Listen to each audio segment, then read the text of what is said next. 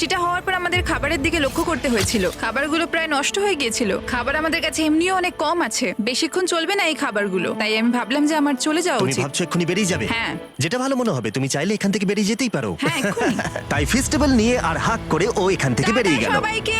বাইরে দেখা হবে। মেয়েদের টিমে তাহলে এখন 3 জন মাত্র বাকি রইলো, যখন ছেলেদের টিমে 5 জনই ছিল। আমরা আশা করি এই চ্যালেঞ্জটা আমরা ওর জন্য জিতবো, আর হ্যানার জন্য। অনেক খাবার থাকায় এবং একজন কমে যাওয়ায় মেয়েদের মনোবল ক্রমশই বাড়ছিল। আমার সত্যিই মন মেজাজ খুব ভালোই আছে। আমরা অনেক চেষ্টাও করে যাচ্ছি, আর এই খাবারটা আমাদের অনেক দরকারও ছিল। Cheers guys. চিয়ার্স। ভালো খেতে। যাই হোক, এই চ্যালেঞ্জের গতিমুখ ঘুরে গেল যখন টিজে এখানে এলো। আমাদের মধ্যে কেউই এই আর্চারি কম্পিটিশনটা খেলতে পারেনি। সবাই ভেবেছে যেটা আমি পারবো। জানি না এবার কি হবে। যা হবার হবে। যখন আমি সুযোগ পেয়েছিলাম তখনই আমার এগোনো উচিত ছিল। আমি যখন চেয়ারে বসেছিলাম তখনই আমি তীর ধনুক দেখতে পেয়েছিলাম। আমি ভেবেছিলাম যেটা আমি করতে পারবো। পরবর্তী চ্যালেঞ্জ আমার হবে। মেয়েরা পরের কয়েকদিন অনেক খাবার থাকাটাকে উদযাপন করছিল, কিন্তু দুর্ভাগ্যবশত ছেলেরা তখনও মাছ ধরে যাচ্ছিল। চলো দেখি কি উঠলো। না না ও এই মুহূর্তে তাদের খাবার ক্রমশই কমে আসছিল, তাই ছেলেরা আস্তে আস্তে হতাশ হতে শুরু করে দিয়েছিল। ভাই ক্যাম, আমি কিন্তু তোমাকে পেয়ে এখানে খুব খুশি। আমি জানি আমি খুব অলস প্রকৃতির মানুষ, কিন্তু আমি এইসব ব্যাপারে আমি মাথা ঘামাতে চাই না। ক্যামেরনের মানসিক চাপ বাড়তে শুরু করে দিয়েছিল এবং সামি তার উৎসাহকে বাড়াবার চেষ্টা করছিল। 13 নম্বর দিনের সকালে সে তার সিদ্ধান্ত নিয়ে ফেলেছিল। আমার একদমই ঘুম হচ্ছে না, আমার আস্তে আস্তে শরীরটা খারাপ হয়ে যাচ্ছে। আমি তোমার জন্য খুব প্রাউড ফিল করি ভাই। ধন্যবাদ ভাই, তুমি খুব ভালো করে খেলবে। ক্যামকে হারানো একটা সত্যি বড় ধাক্কা ছিল আমাদের। আজকের দিনটা সত্যি খুব খারাপ যাচ্ছে। কিন্তু শুধুমাত্র ছেলেরাই ক্ষতির মুখে পড়েনি। আজকে আমাদের টালিয়ার দিন। আমরা ওকে সত্যি খুব মিস করছি। মেয়েদের টিমে কম খেলোয়াড় থাকার কারণে তারা স্ট্র্যাটেজি ইউজ করছিল, অন্যদিকে ছেলেরা প্রতিকূলতার সাথে লড়াই করে যাচ্ছিল। আমি একদম হেরে গেছি। আমি এখানে আসতে পেরে খুশি। এটা সত্যি খুব কঠিন। আমি জাস্ট একটু ভেঙে তোমার পড়েছি। মনে হয় যে তুমি পরের চ্যালেঞ্জটা জিতবে? ও না, এটা ভাবলেই আমার খুব কষ্ট লাগছে bro. ভাই। দেখা হবে। হ্যাঁ, একদম। তাই তাদের শেল্টারকে আপগ্রেড করতে সাহায্য করবার পরে ছেলেরা ঘুমাতে গেল এবং সকালবেলা রেডিও কল করলো। ছেলেরা, কি খবর? আমি ওয়াকিতে একটা মেসেজ পেলাম। আমি তোমায় কিছু কথা বলতে চাই জিমি। আমি এখানের মধ্যে কোনো মাচো ম্যান নই, কিন্তু এটাও বলতে পারি যে এটা কঠিন নয়। ঠিক আছে সবাই, চলো তাকে চ্যালেঞ্জ থেকে বার করি আমরা। চলো। ক্যাম্প থেকে বিদায় নেবার সময় সামি সকলের উদ্দেশ্যে একটা পার্টিং গিফট দিল। তুমি টি শার্টটা চাও? আমি টি শার্টটা নেবো। ওর পোশাকটাও ও দিয়ে দিল। প্যান্টটাও দাও। তোমরা তো ওর থেকে সবকিছুই নিয়ে নিলে। এই মানুষটা এবার কি যেতে পারবে?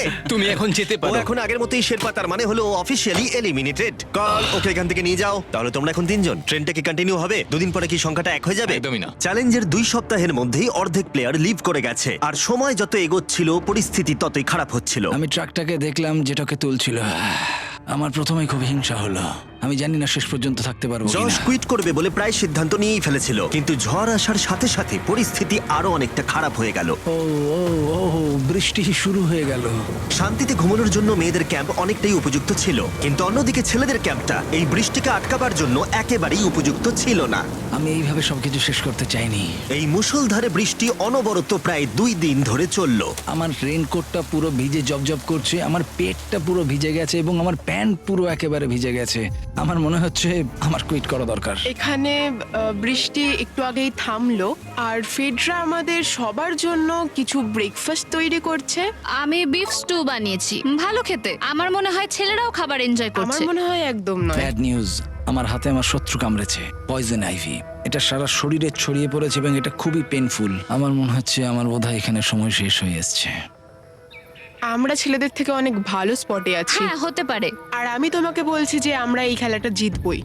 এই বন্ধুরা, কথা বলতে চাই। যে জিনিসগুলো আমি করতে চেয়েছিলাম সেগুলো কিছু কিছু সময় আমি করেছি, কিন্তু এখন মনে হয় এটা বেরিয়ে যাওয়ার সময়। আমার মনে হয় যে তোমার কুইট করে দেওয়াই উচিত। আমি তাহলে একটু বেশি খেতে পারবো।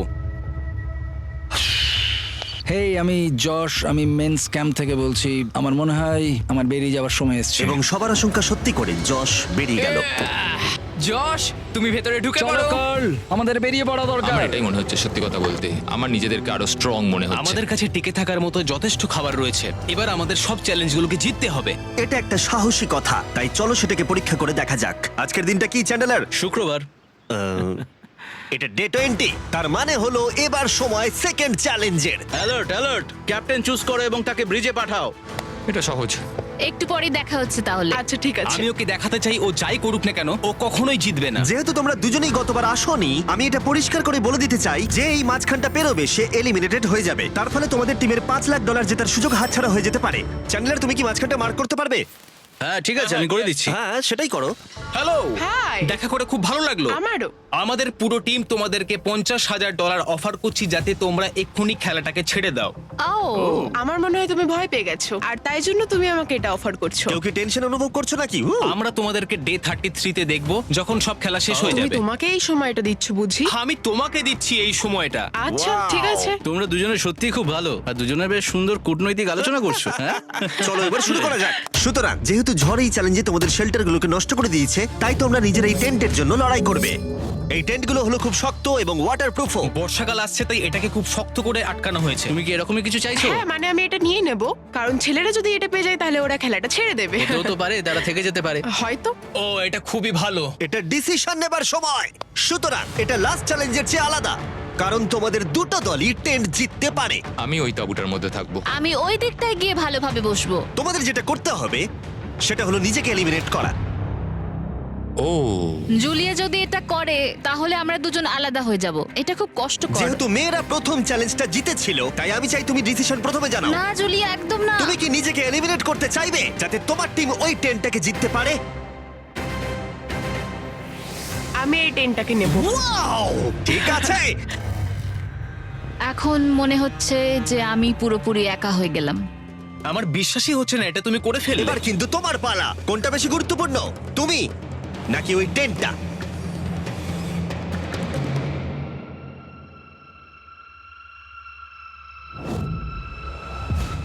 ঠিক আছে, আমার টিম।